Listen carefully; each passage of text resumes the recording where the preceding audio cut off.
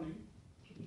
It's a great honor and privilege to be speaking at this conference, and especially to students. Nothing gives me more pleasure than to see young faces and the face of the future. So I'm delighted to be speaking this morning. The topic of my presentation this morning is the future of outsourcing. George Bernard Shaw is reputed to have said that England and America are two countries divided by a common language. And obviously he meant the American accents and American vocabulary. But the word that seems to be dividing America and India today is the word outsourcing. The word outsourcing in India, it is a hopeful word. It means a young graduate can look forward to getting the first job in a call center or in a BPO. And the word outsourcing in the United States is a word full of foreboding. It means you are going to be fired from your job. You are going to be perhaps training some Indians before you actually are removed from your job. And so outsourcing is a very, very word of fear in the United States. And so the question is, let's take a look at the word outsourcing, how it came about. The word outsourcing entered the Oxford English Dictionary in 1979. So it's a very, very recent word of recent origin. But what I would submit to you is that this is a historical process which has been going on for thousands of years. And it has acquired a new dimension for a variety of economic and technical reasons. The word outsourcing essentially means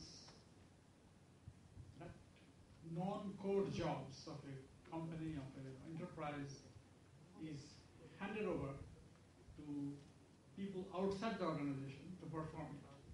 So you are outsourcing a particular part of the task which is not a core competence of the company.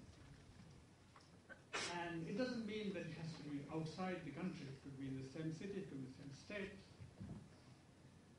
Offshoring is when this job is being sent outside your national border.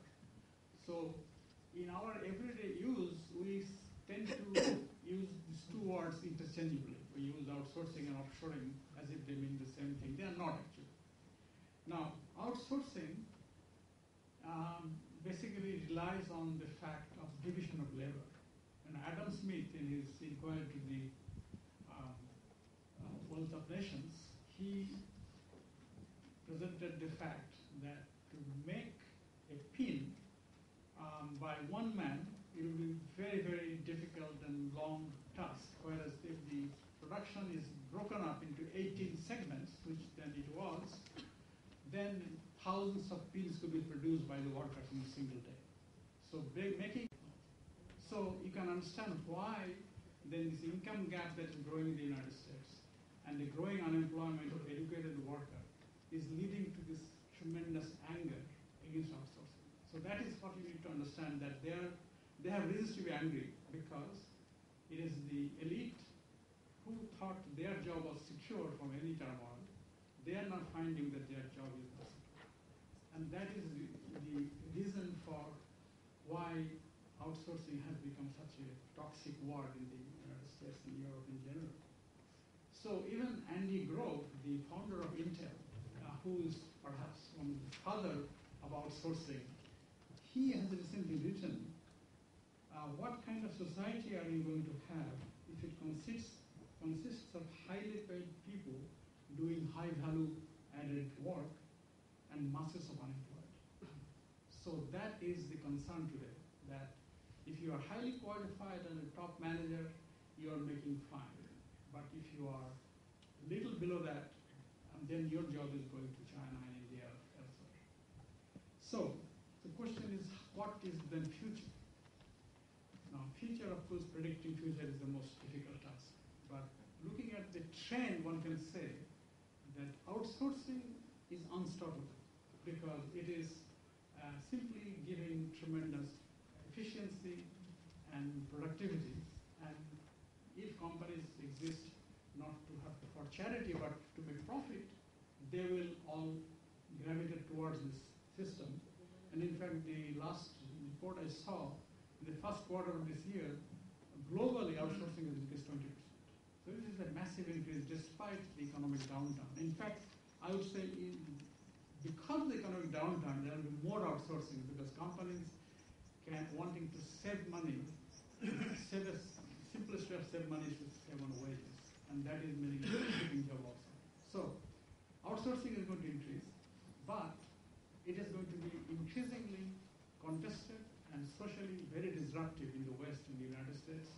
There is going to be demand for, in all that you have seen already, H-1B visa should be cut or stopped. You have to stop outsourcing of jobs. And so the governments, in order to protect free trade, they have to take action to curb this rising protectionism in American and European public opinion. There is some law on the books, like there is a Trade Adjustment Assistance Act, which was created in 1960s to help labor who has been laid off because of competition from abroad. But that law is very clunky and it doesn't really address the current problems.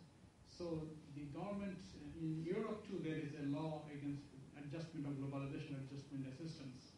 But these laws are inadequate to the challenge that they're facing. So they need to really revamp the law, provide economic, technical assistance, a large number to people who are involved in outsourcing, are suffering from outsourcing.